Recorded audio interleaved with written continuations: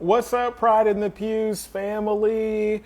I hope that your Tuesday is going well and that whatever it is you did today, you were able to find something that was life giving and affirming for you. My name is Don Abram, and I am the founder of Pride in the Pews. It's a grassroots, nationwide nonprofit focused on advancing LGBTQ plus inclusion both within and outside the Black church. And I am just elated and thrilled to bring this new series called Holy Conversations. It is a live Instagram series reclaiming holiness in service of wholeness. Let me say that again. A live Instagram series focused on reclaiming holiness in service of wholeness. What we know is that limited and often myopic interpretations and understandings of holiness do not always lend themselves to the ways in which we need to feel ourselves, to do the things that we've been called to do, to have the confidence and conviction that the way that we're moving in the world is ordained and is in fact holy. Oftentimes we find that we tend to sacrifice our wholeness for very problematic, often limited interpretations of holiness. With this series, we want to refute that. We want to rebuff that. We want to suggest that there is a way that you can be both whole and holy.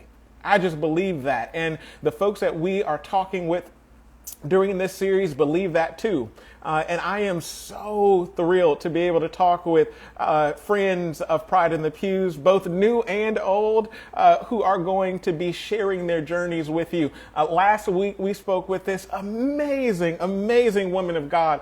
Her name was Prophet Tawana Geis. And y'all, when I tell you she was powerful, you need to go back and watch that conversation. It's on our page. She spoke about the power of embracing the truth of who you are and not listening to homophobic, transphobic, misogynistic ideas of who you're supposed to be. And she walked us through that journey of how she decided to buck against the system and be who she has been called to be. And that was the episode Journey to Wholeness. Tonight, we're going to be focused on Journey to Justice.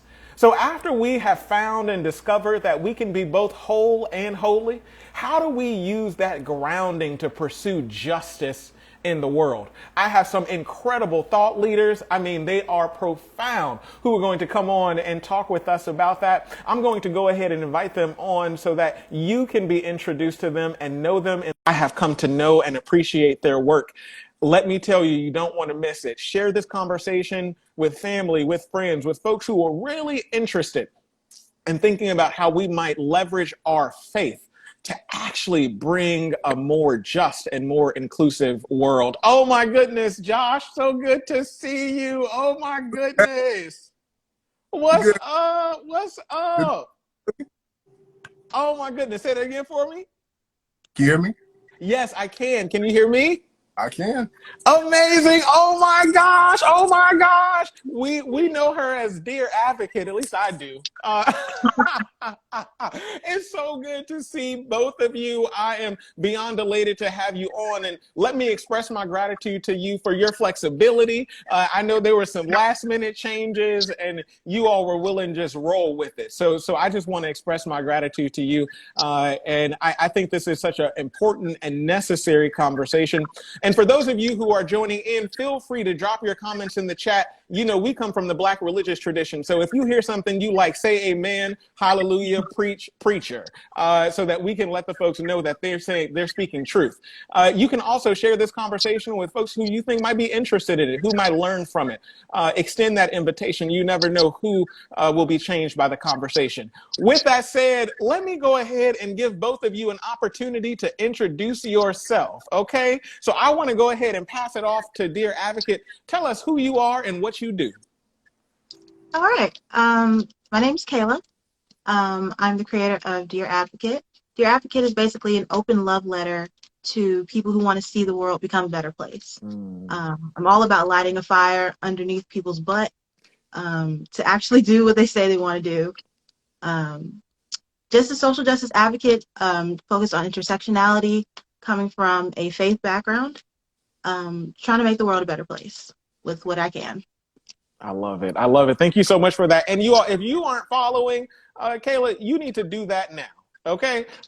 Make sure you at some point after this conversation, during this conversation, you go and follow that account. I mean, she is doing phenomenal, phenomenal work. Liberation is the grounding of what she does. And if you are a justice seeker, a liberating lover, you want to make sure you follow her content. Josh, look, we go way back. We go way back. Okay. So you all, I gotta let you in on a secret. Josh and I met each other in a program called the Institute for Responsible Citizenship. We spent 2 summers in Washington, D.C. At that time, I know I wasn't out to the world, and I was still being a rabble-rouser and an agitator in my own way. But I just wanted to share that history, y'all. And even back then, Josh was spitting truth. So Josh, tell us who you are and what you do.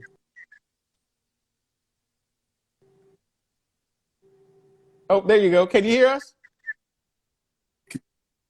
Yes, I can. I'm sorry about that. Okay, no problem at all. Tell us who you are and what you do.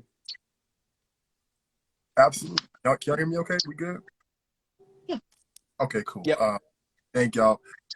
Again, brother, thank you so much for the introduction. It's great to meet you. Again, my name is Josh. Pronouns he, him, and his.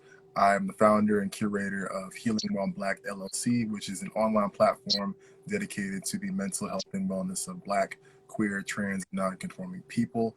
I also work in the diversity, equity, and inclusion space, basically doing things that need to be done to make white people uncomfortable. So it's not a bad way to make a living. Oh my goodness. Incredible. You all, I just have to say, both of these platforms that these 2 incredible folk have been an amazing inspiration to me. But more importantly, both of them call us to reimagine justice in the world, to think from an intersectional lens in ways that center the voices and lived experiences of those who are on the margins. So again, these folks are incredible and powerful. You got to make sure you go and follow it. So here at Pride in the Pews, we do our work from the place of the Black radical religious tradition. And so it seems appropriate for me to start the conversation by simply asking you to tell me about your relationship to and with the Black church. Josh, I'll pass it off to you first. Yeah. I have not been affiliated with the Black church for a while now, not for any particular reason. I was baptized when I was younger, was raised Baptist, but we had a little bit of falling out due to some of the things already mentioned.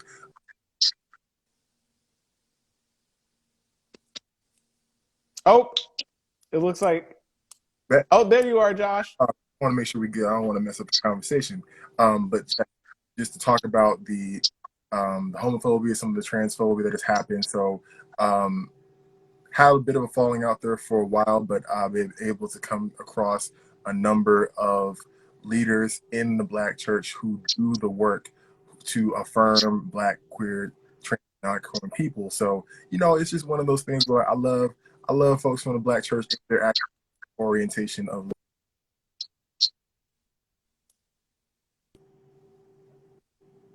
Oh no, Josh, you're going out again. Come on.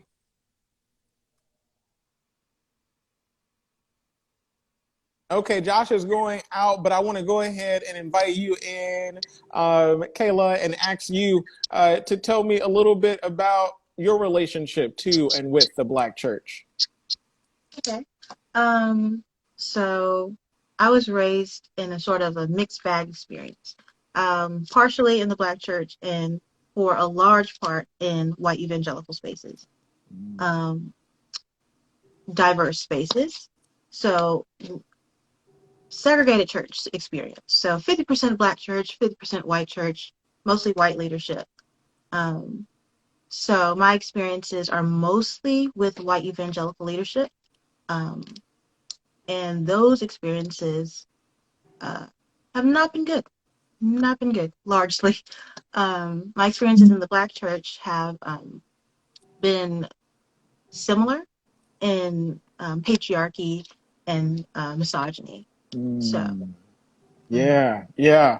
And what's so fascinating about both of your, what I would call prophetic ministries, right, to use Black church language, is that you are able to speak truth to power with clarity and conviction, and to do so while calling folks in ways that give them the information and knowledge to do better. Now, I'm wondering what part of that conviction and that clarity comes from what the Black church taught you, if anything at all. So the question I really am interested in posing, and this is fascinating because both of you have expressed in some ways a complicated relationship with the Black church, even as you're pursuing justice, right? And so I'm wondering, what did the Black church teach you, good or bad, about justice? And Kayla, I'll pass it to you to start us off. Um, my Black church experience would have to come definitely from my mom cleaning on Sundays and Saturdays. We would have church in the house. So my mom was one of my biggest inspirations and biggest theologian theological influence, even though she doesn't have a degree or anything. So my relationship with my mom has influenced, um, just how I see the world, how I pursue justice. Um, so from her, the good experiences would be loving people, learning how to love people regardless. That's kind of why I wasn't raised in the Black church as much as my sisters were, because she wanted to raise me in an environment where it was just love covering everything. She didn't want what the church she raised my sisters in to influence me to that same degree. Yeah. So love has been the most positive experience that I can attribute.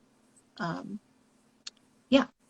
Yeah, and it's so interesting, right, that you had to leave the Black church in some ways, right, Yeah. to actually embody a love ethic, right, for Mm-hmm. everyone, to use your language regardless. And I'm wondering, just to follow up on that, were there features of the ways in which your mom embodied the Black church, right, that taught you, right, Mm-hmm. how to do this work in the public Mm-hmm. square?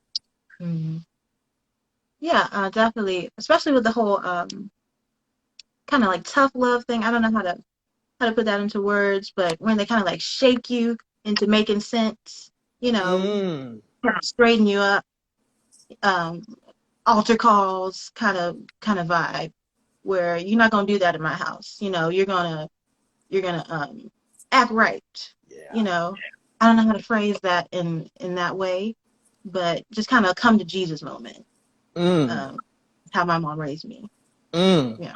Oh my goodness, this is really exciting to me, right? Because in so many ways, I feel like the work you do, the work Josh does, is really trying to get folks who are engaging in and practicing ideologies that bolster white supremacy and that bolster heteronormativity and cisgender identities. Y'all are trying to get them to have a come to Jesus moment. So what was it? Come on. Right? Like, you're trying to get them to have a come to Jesus moment. And what I love about what you just articulated, Kayla, is that you're saying, I'm taking the best of the Black church, right, and using that in the work and leaving the rest that doesn't serve our collective community behind. Right, right. And I think you're the perfect embodiment of that. Josh, I want to ask you, what did the Black church teach you about justice, good or bad? Absolutely. First of all, can y'all hear me okay right now? Yes, you are good. Perfect. Sorry about that, y'all. But the church taught me a lot about this is a space where Black people can come to be safe. People can come to feel seen. People come to feel affirmed and get refreshed and get the things that they need that are probably not in their everyday life outside of these church walls. there's organized, not even potential to organize, there's a long history of Black church being a major vehicle in the freedom struggle, being a place of political mobilization and organization. And so that's when it dawned on me is this place feels so safe and so welcoming to some folks, but feels so exclusionary to others. And it's the math is not mathing. So if it can't feel safe for one population, then we're making active choices to push other folks away and push other folks out, mainly. Yeah. The math is not mathing. Somebody needs to write that in the chat. And oftentimes it feels like, right, when you're talking about the legacy and history of the Black church, right, and I mean that freedom fighting legacy, right, that legacy of usurping, right, supposed state-sanctioned authority, which suggests that we don't have the right to exist as we are. Like, those very tenets are what I would describe the foundation of the Black church. We were born fighting for liberation. We were born fighting against chattel slavery. That is our history. That is our legacy. And I often like to say, quite frankly, for folks who tell me that the work of Pride in the Pews is not a part of that tradition, for folks who tell me that we have no place in that tradition, I remind them that the Black church began in the hush harbors of plantations. The Black church began gathering at night, in the dark, gathering around a theology and text that said that they were divine, that they were human, and that they were worthy of love and honor and dignity. And if you are not advancing that legacy for each and every person you consider to be the other, we have to ask ourselves who's really not in that tradition. So that's that point there. And so Josh, I'm wondering for you, because you mentioned, you have a complicated relationship with the Black church as well. Who taught you the best of the Black church?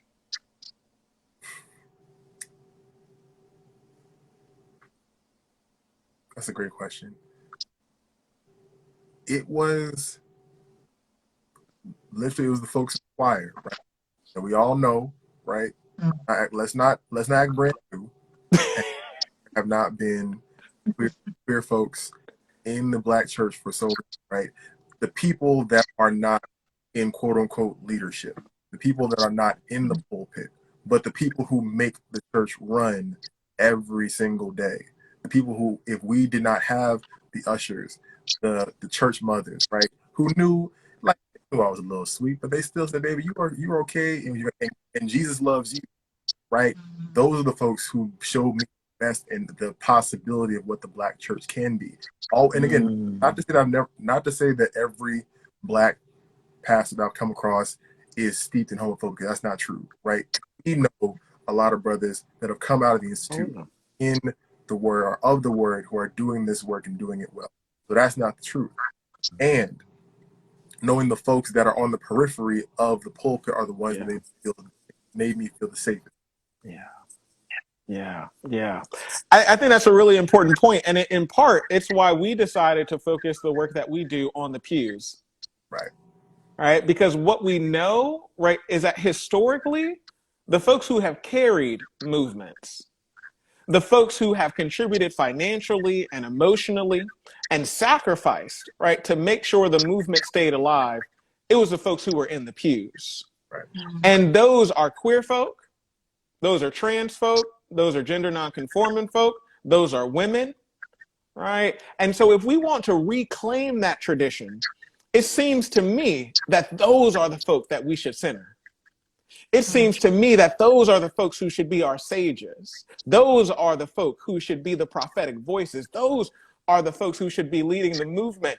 And that is what I think is a really important part of this discussion that's often missed, right? When we talk about justice, when we talk about advancing a more inclusive world, it's not recognizing that the folk who have given us our foundation have often been the ones that we've castigated and silenced within the four walls of the sanctuary. And that, I think, will ultimately, if we don't fix that, if we don't remedy that, I think the future of the Black church is quite bleak. It's quite bleak. I want to know because, I've talked about what the institution, right, of the Black church has taught you and how those who embodied it sort of taught you what you know about justice. I want to pivot a little bit and simply ask how your own self-cultivation and self-development and self-actualization, your own wholeness, right? The pursuit of your own wholeness contributes to your pursuit of justice, right? In other words, how is your wholeness, right, and your pursuit of being whole connected to your pursuit of justice in the world? Kayla, I'll pose that question to you. Wow, that is a lot of you know. Let me see if I can tackle that one. For me personally, a lot of I think it's just like pushing back against the common narratives that I find that once you kind of like get into the world and you see how other people perceive you and they put their own expectations on you, I think part of that for me is pushing back against the strong Black woman narrative and leaning more into softness for my wholeness, leaning more into humanizing myself. And it helps me humanize other people that have been marginalized, disabled people, queer people, just all different kinds of people who have been forcefully pushed into the margins. And the margins that I'm in myself, but also sometimes I sit in, positions of privilege, juxtaposed to other people. So kind of humanizing myself and pushing back against those expectations helps me do that viewing for other people, if that makes sense. Oh yeah. No, that makes total sense. Josh, you want to pick up on that thread? How has your own pursuit of wholeness contributed to your pursuit of justice? Yeah. When you first asked the question, I really felt I felt this quote that I keep on my desk by Bell Hooks, and it's about queerness, right? It's about being. It's not about who I'm having sex with. That's a dimension of it, but it really is about the self that's at odds with everything around us, and trying to create a space so we can invent it and be surviving and thriving in it. And that's I felt it. It's like I don't feel like breaking all parts of myself to try to fit in these places anymore. That's not, for lack of a better word, that ain't my ministry. Not what I want to do. So that's what fuels me. I want to be able to exist as wholly and as unapologetically as possible, and I want the same for my folk. Yeah, that's really good. That's really good. And Kayla, the question that comes up for me is, right, we're looking at Dear Advocate, right? Man, I'm like, this woman is powerful, right? This woman has a clear prophetic voice and vision, straight, no chaser, right? And yet, you're talking about leaning into softness. Talk to me about that juxtaposition. I don't, it's hard to explain because this kind of conversation happens a lot because people are like, I'm looking at what you're saying on social media and you're just out there, and then I'm talking about, leaning into the softness. Everybody's like, what do you mean? Girl, I don't know. I'm living. I just think that part of the softness is fiercely wanting the world to be a better place. And if it's better for everyone else, we can all kind of lean into that rest and to learn how to just be, but you have to get to that place first. You got to do what it takes. One of my favorite quotes is from Dorothy Height, and it says, I want to be remembered as a person who used whatever was around me, whatever I could touch, to work for justice. And so I think, you have to have that freedom to be soft. And so that's kind of what I'm pushing for while I'm learning to, look out for myself as well, look out for my own needs through doing that. So it's kind of just that tension. Yeah. And I think I appreciate you lifting up that particular lived experience, because there are oftentimes this misconception that folks who are inviting people to a higher consciousness, folks who are really doing the difficult work of putting themselves on a line to name and critique systems of oppression, are somehow lack compassion, aren't empathetic, right, aren't willing to realize that not everyone, right, gets there when you want them to get there. And yet, right, you're saying my activism, my advocacy, right, is born out of, in so many ways, a broken heart, right? The fact that there are folks who exist and live in the world who don't see themselves as worthy, right, of that love, of that compassion. And so you're saying, no, like, don't get it twisted, right? In fact, my public persona and my everyday life are not in opposition to one another. Right. They go hand in hand. Josh, I wonder if you have any thoughts on that, just that general thread in conversation. Yeah, I have a couple of thoughts in that. For a long time, I found the concept of radical softness back in like 2018. And it was a real shock to me because, again, like there's a stigma around being soft, right? Especially as black folks, right? To be soft is a sign of weakness. To be soft is not something that you put on a pedestal.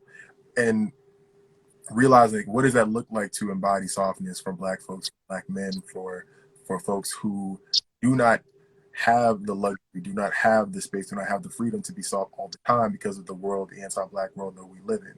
And I started to think about that, and we from around the way, right? At least we not from that place. We know somebody that's from that place who actually live in that life. And any real hard person will tell you that this is not a life that you want, and this is not the place that you want to be. And if that's the case, why am I trying to embody the thing that I know is going to eat me up it's going to eat away at me, it's going to calcify me? And so the idea of softness was a thing that took a while to really embrace, but understanding that it was a real reclamation of humanity. And also to be soft means that certain institutions have to fall. They have to go. Have to. And that there's really no other way around that in order for us to really achieve that level of softness that we can include so many different words outside of softness, just fullness, just rest. All of these things are determinant on these anti-black institutions keeping us in a state of hardness. I don't want to be hard every day. I don't want to be hard at all. Can I just that's good. Ooh, that's so good. Can you just say that again? That really, oh my God. I don't want to, please, just again. I don't want to be hard. I don't. I try to be, this big, tough person that is, and again, I still fall back into those ideas. I'm sure we all have. And, this doesn't feel good to me. It doesn't bring me closer to the person that I want to connect with. It doesn't bring me closer to the issue that's at hand. I don't want to be hard. No.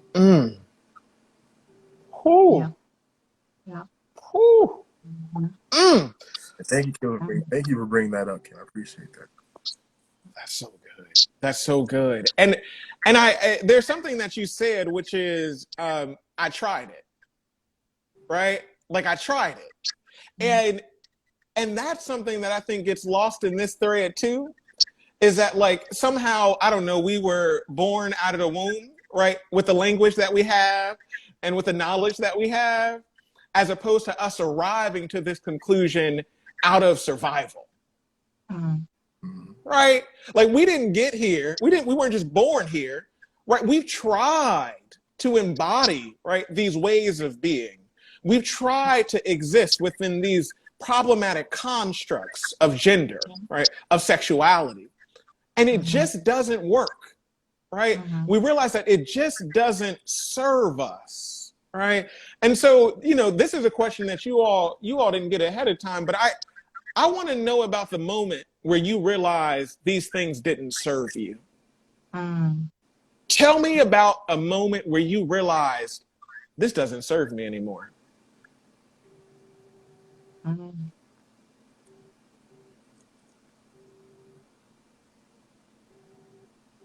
I guess I'll go.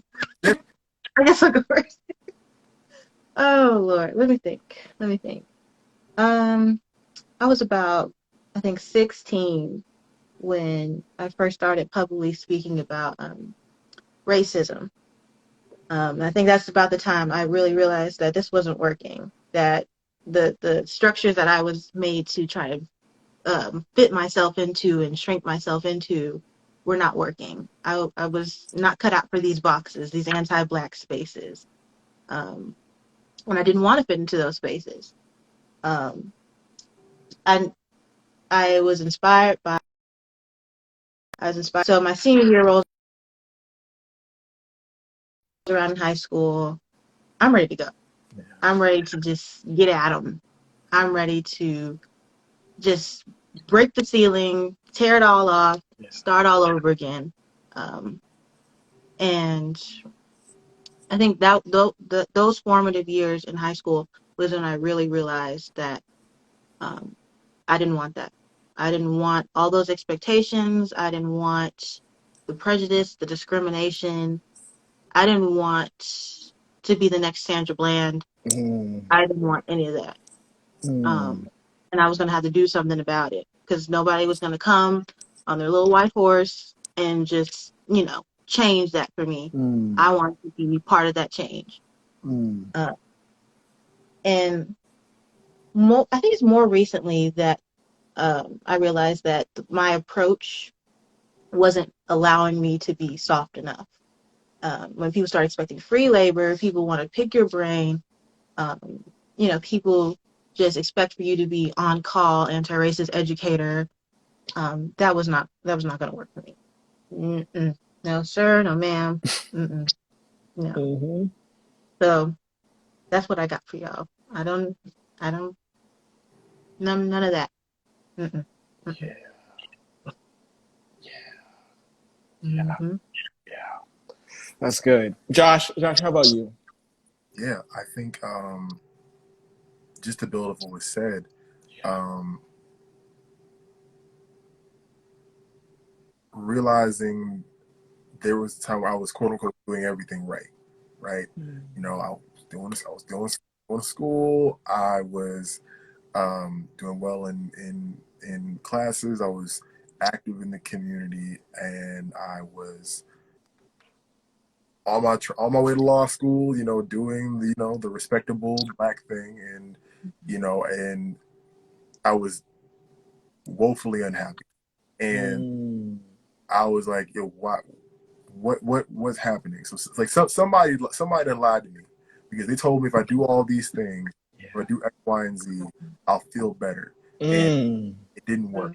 And mm. the only thing I got right now is me sitting in a room at 3 in the morning in the dark, trying to figure out what I did wrong, and Mm, realizing that, okay, well, what are the things that you're doing now that are keeping away from the happiness and the fulfillment that you actually want? Well, like, it's been a really hard year. This is actually the year that the year before we met, when Michael Brown was killed and everything popped off from then.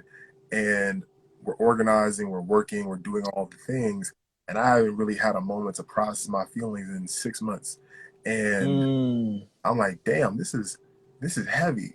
And I don't think I can really put it down. And to Kayla's point, yo, I'm this person, right? I am the person who everybody is calling on. I'm the person everybody tapping for resources or talks or Yeah, sound bites or trainings or rallies. I'm tired of this.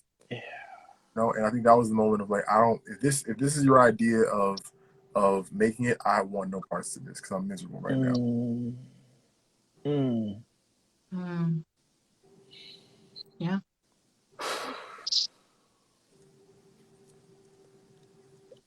I am experiencing a lot of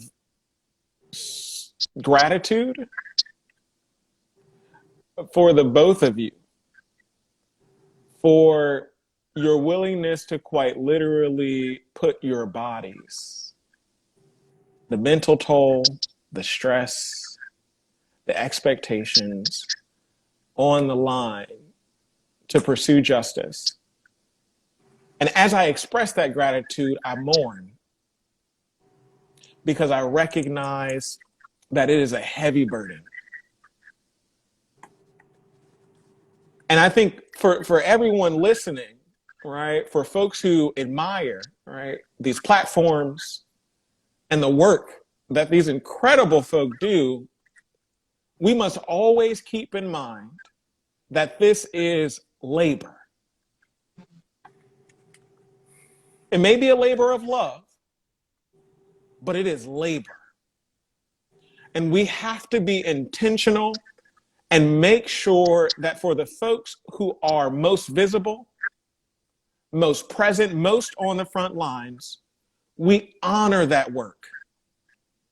We honor that work. So I just felt called to say that. And to say, like, y'all, this work ain't easy. This work ain't easy.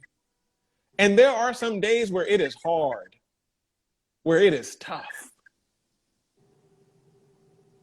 And we got to name that more. I think we got to name that more. And in asking you all, when did you realize it didn't work?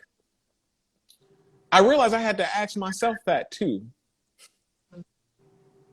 I had to ask myself that too. And for me, I knew the violence that I was subjecting myself to as I was preaching in the pulpit at the age of 14 and exploring my sexuality on the outskirts of the sanctuary because I knew it wouldn't be accepted. So what I had to do was move back and forth between a sanctuary, supposed sanctuary, that told me that I can only exist in a certain way, and bathrooms and church vans where I explored my sexuality and actually experienced the divine freedom that was preached about in the sanctuary. And I realized that what I was doing in that moment wasn't working, but I didn't know how to reconcile the two.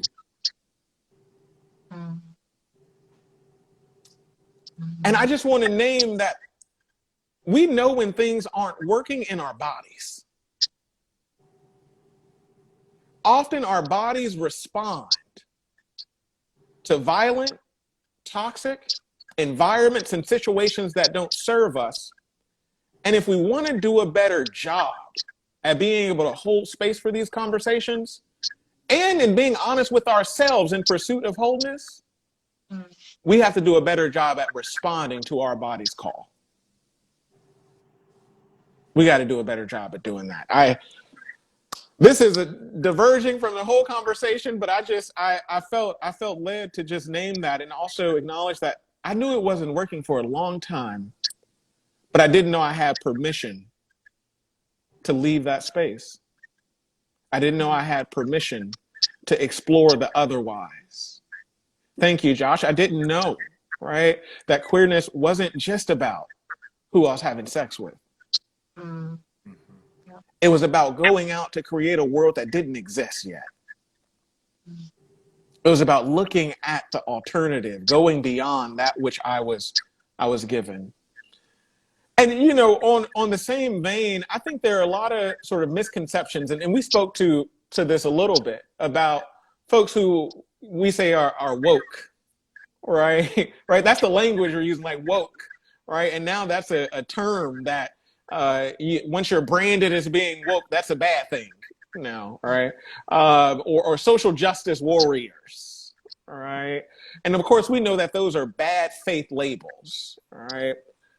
Talk with me about your relationship to those labels.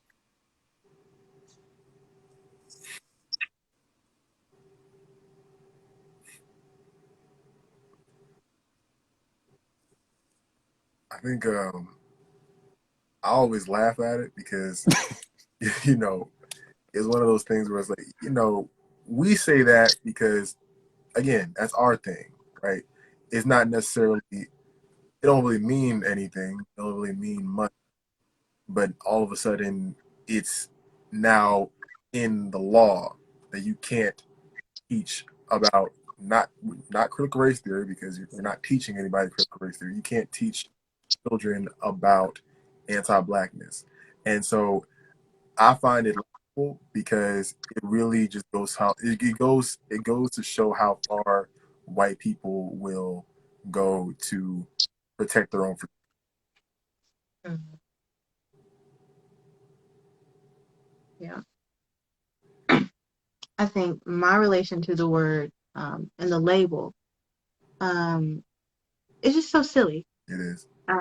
It's just it's it's not giving. Like I know people are using that like as an insult, but it didn't give what they thought it gave. Like, okay,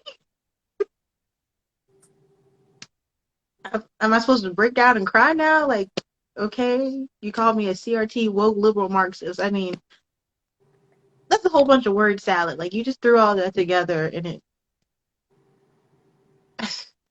But I mean, once you like peel back the layers, um, it was a word that we were using, just to be awake to injustice, just to be awake to anti-blackness. And the way that they always take those words that we were using, intercommunal words, and try to make it a bad thing is just particularly insidious to me. But I have to laugh because it just doesn't make sense. It's hilarious, but sad. Hmm. Yeah. But I think you're on mute. Thank you so much. Sorry about that. I had to grab my charger, y'all. Oftentimes, I think people use those words as stand-ins, Hmm. right, for what they really want to say, right? Mm. And I think Yeah. that for those social justice warriors and those woke folk, what they're really saying is, you are a threat to our power and our existence. Hmm. And you doing the work that you are doing is infringing on my ability to maintain the status quo. Hmm. And so when I label you as woke or social justice warriors, or in other words, when I dehumanize you, Hmm. I am then more effectively able to silence you. Hmm. And so for me, right, like the reclamation of that word, right, has been really powerful. Hmm. Because what that suggests to me is my wokeness is tied to the recognition of the fact that my humanity is inextricably connected to the perceived other. Hmm. And if I'm not fundamentally aware of that fact, right, if I'm not fundamentally aware of, in the words of Gwendolyn Brooks, that we are each other's business, right, then there's no way that I can fully live out in this world. Hmm. Because our fates are tied, regardless of what that fate is. Hmm. And so I think you're right. Like, it's absurd, it's silly. They're just throwing things at the wall to stick. But I think it's a tactic. And I think it's used to delegitimize and silence those who are doing justice work. And that's what's so deeply disturbing about it for me. And it often, I think, it also precludes people from really being able to speak the truth, right? Because as they're throwing those labels at you, there are other people who are saying, oh, I don't want that to be me.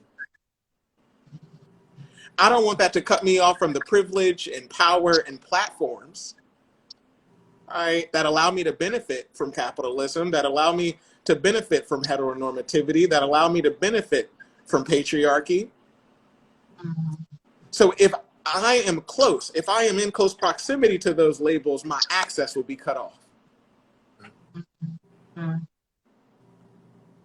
So I really think that it's a strategic deployment, and that's what I find frustrating, because it means that folks aren't really answering the call to think another way, to be another way. So I appreciate you all speaking to that, and also saying like, yo, I laugh it off. Like I'm not like I'm not moved. To your point, Kayla, it's not giving. It's not giving. It's not giving. Okay, y'all, there's one more question that I want to ask you, and then I want to pose some of the audience questions, because some folks have been asking questions. So you all definitely feel free to ask questions in the chat. I'm going to be scrolling through them and posing them to our panelists. So feel free to drop them in the chat as we are going to start posing them. So we spent a lot of time talking about your pursuit of justice. We spent a lot of time talking about what the Black church has taught you about justice. But imagine that you woke up tomorrow and the just world that you were fighting for existed. What does it look like? What does it sound like? What does it taste like? What does that world look like?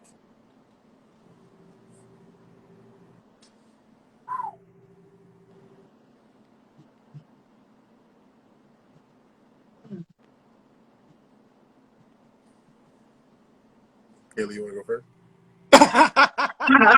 No, you can go first.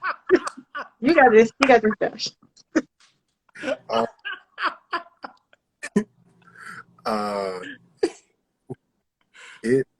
It looks like it's a world without borders. It's a world without police. It's a world without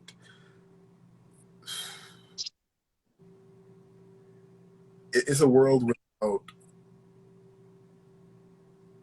class disparity or wealth gaps. We got what we need. I like to think like, you know, my head. I know not everybody is into like, you know, the idea of like having a farm and like getting what you need and like growing sweet potatoes and stuff like that. But like I look at that as my vision of like, no, I have everything that I have, I need, and I don't have to sell my livelihoods or sell my time body, because that's another thing too. People only want to talk about selling of your body when it comes to sex workers, when we all sell our body to that part. form. That So part. just wanted to say that we all sell our body in some way, shape, or form for these dollars, and I want to be able to have that not be a thing where we have enough to eat. We have an abundance of eat. We have an abundance to eat. Black, queer, trans children have an abundance. There is no mechanism that keeps us in this vicious cycle of having to just struggle and come through to this job that we definitely hate, to pay bills, just to try to make. You have to, you know, do whatever you got to do on the side. There are systems, not necessarily governments, that tend to people, that care for people, that actually look out for each other and not tyrannize, and they don't oppress. It looks like, so I look like reparations. It damn sure looks like reparations. You know, 40 acres and mules. It looks like a comprehensive, customizable reparations package, right? I personally want mental health services for the rest of my life of no charge in my reparations package. And it looks like a world we can be safe to just be without the isms consistently shortening our quality and quantity of life.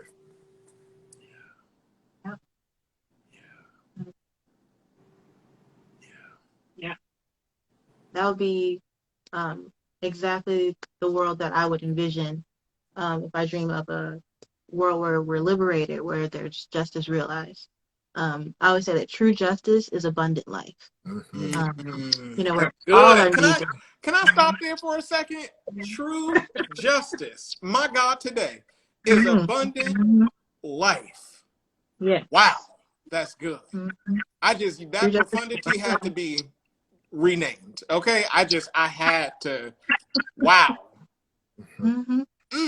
Please continue. Wow, that's good. This is abundant life to me, where, all of our needs are met. We don't have to struggle and work hard and, break our spirits, our minds, and our bodies just to make ends meet, where, uh, we're subject to uh, the people with the power, the corrupt people in power, where we have to just do what they say, just to survive. Corrupt landlords, government leaders, politicians. It looks like an abolitionist future. It looks like having access to clean water, electricity, um, just being taken care of, where we take care of each other, where the community looks out for one another, where we're not just a hyper individualistic society, whereas I look out for my own needs and you look out for yours, where we come together and look out for the needs of our neighbors. Just all the things that Josh mentioned, and just an abolitionist future where it's no police brutality, no high maternal mortality rates. No one should have to fear giving birth. People who give birth should not have to fear that just because they're not white, they might die. Because you're bringing life into this world. It should be a time of joy and peace. Just where queer people are free to be. Nobody has to be in a closet. Stuff like that. Yeah. Y'all, that's good. That's good. And let me say, for everyone who critiques, right, the social justice warriors and the woke folk who argue and suggest that somehow the worlds that we're fighting for, we don't have clear ideas about what we want it to look like, here's the proof. Here's the evidence, right? We know the ends that we're trying to reach. We know where we're trying to go. And we can clearly articulate that if for a moment you listen to the vision. If for a moment you listen to the vision. And for this, I have to use scripture. It's the preacher in me. Jesus enters into the temple, turns over the tables, and says that you, money changers, right, have turned my house into a house of profit. And I'm going to turn this table over because this house should be called the house of prayer. So what we see Jesus do in that short exchange is say, there is something wrong here, naming the problem. Then Jesus says, it's you money changers who are doing this. So not only am I naming the problem, but I'm naming who's culpable. I'm naming the systems and institutions that have caused it. And then Jesus turns around and says, I'm not going to just name the problem. I'm not just going to name those who are culpable. I'm going to go ahead and give you a solution. The house should be a house of prayer. And in everything that you named, throughout this entire conversation, Josh and Kayla, you were able to name the problem, name who was culpable. And in your most recent response, you decided to give us another way of reimagining where we are. And for that, I'm incredibly grateful. There is one question that's in our chat. There are a couple, y'all, and we won't be able to get to them because these folks got stuff to do, y'all. But there's one question that I want to pose, and it's Chakra Kwan, and they asked, what was the process of moving from traditional activism to healing spaces as advocacy? What was the process of moving from traditional activism to healing spaces of advocacy?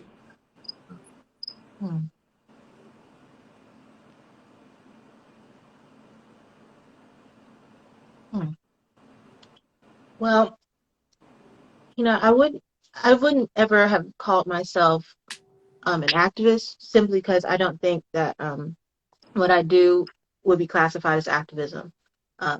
You know, I would classify it as just general advocacy. But I don't think there was ever a model set for me that I needed to follow of how to be an activist or how to be an advocate.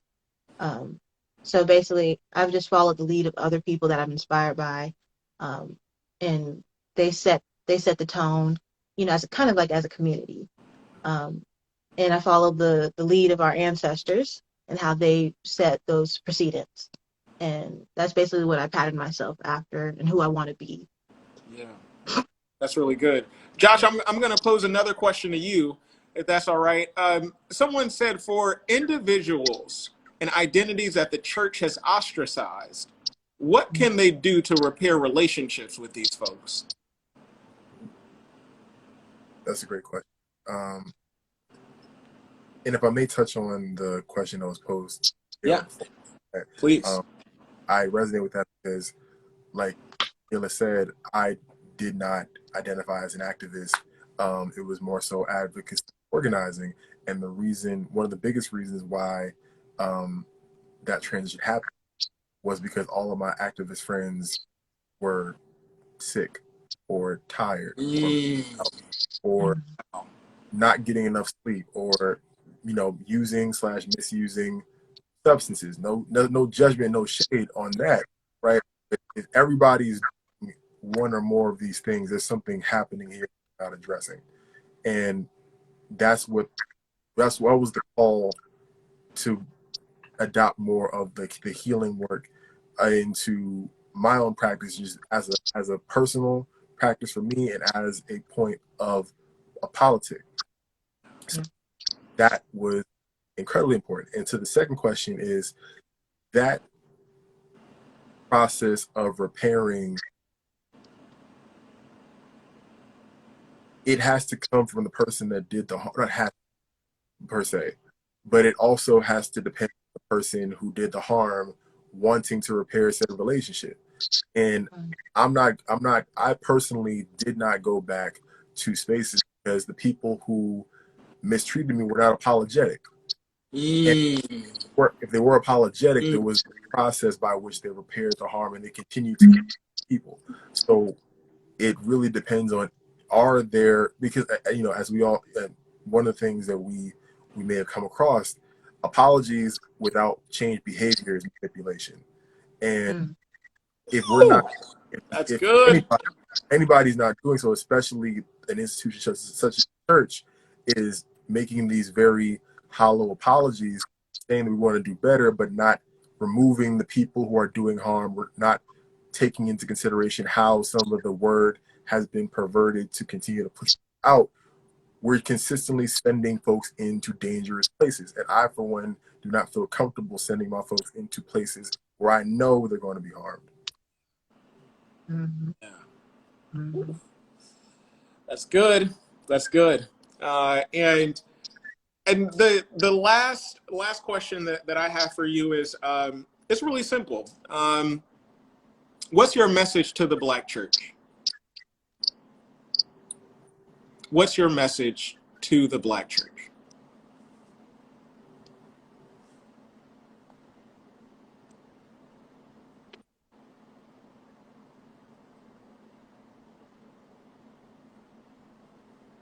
Haley, you want to go first?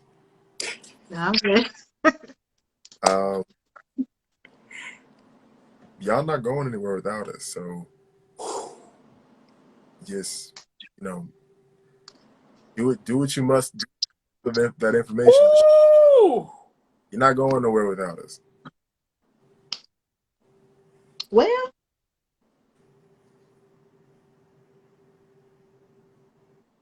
Mm. Whew. Mm. Mm. hmm Mm. yeah.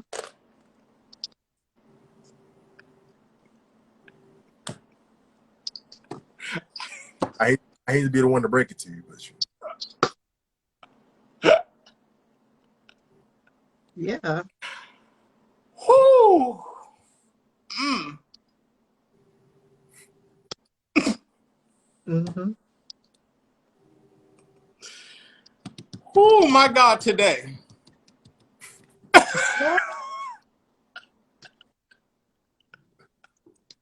Well, all right. All right.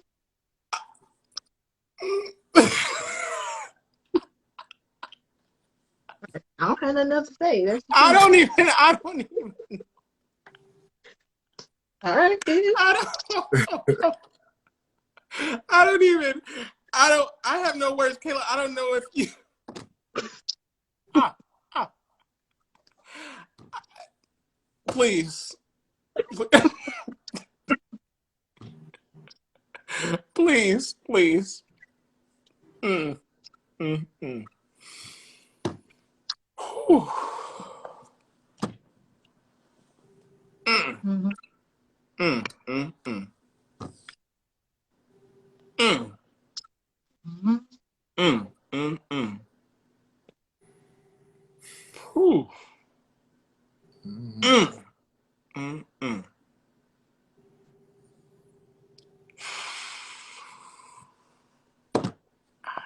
That's good. I just, I, mm. The spirit is moving. Yeah, Mm. yeah, yeah, yeah. Kayla, any closing thoughts? I don't think I got nothing else to add I on don't, to I that. like, I don't, What else you can there's, say? yeah, I've just been undone. So I don't even, I don't even, yeah. Well, look at, now may the grace of God, Great. the sweet So, communion of the Holy, so, um, look, let me express my heartfelt, and deepest gratitude to both of you, for joining Pride in the Pews tonight.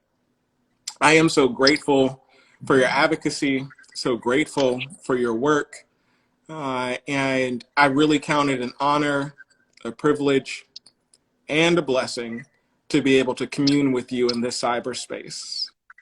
So please know that you are part of the Pride in the Pews family now. There is no getting away. And and we will be in continued conversation, amplifying your work, amplifying your platforms. And speaking of that, why don't you tell the folks where folks might be able to find you? Kayla, how about you first? All right. You can find me on here, Dear Advocate, Twitter, Dear Advocate, um, Facebook, Dear Advocate, um, other places, probably Dear Advocate. Mm-hmm. Thank you so much for that, Josh. Where can the people find you? yeah. Instagram at Healing While Black, Twitter at Healing While Black. The black is just spelled BLK. And then if you want to look at my website, it's healingwhileblack.me, myself and I. That's perfect. Well, you all found it. Make sure you follow these folks, contribute to these folks, and do what you can to amplify what I call their ministries. And before I let you go tonight, I have to tell you about an amazing symposium coming up February 23rd from 6 to 8 p.m.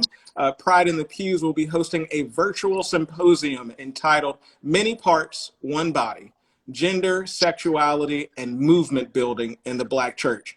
Y'all, we got some heavy hitters lined up: scholars, activists, theologians, folk who have been on the front lines. And our keynote speaker will be none other than the Reverend Carmarian D. Anderson Harvey.